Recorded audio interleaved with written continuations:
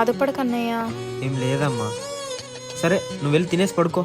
నువ్వు కూడా రా అన్నయ్య. నా మనసేం బాగాలేదమ్మా, నువ్వు వెళ్ళి తిను, నేను తర్వాత తింటా. నువ్వు తినకపోతే నేను కూడా తిన్ను. సరేలే అన్నయ్య, నేను తినిపిస్తాను.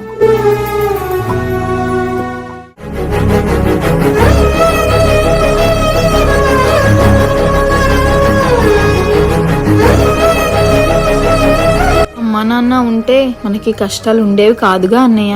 పిచ్చిదానా, నేను ఎవరి కోసం కష్టపడుతున్నా? మన కోసమే కదా. కానీ అన్నయ్యే ఫేమస్ అవ్వాలని అన్ని బాధ్యతలు వదిలేసి తిరుగుతున్నాడు. వాడే మారతాడులే అన్నయ్య, టైం వచ్చినప్పుడు.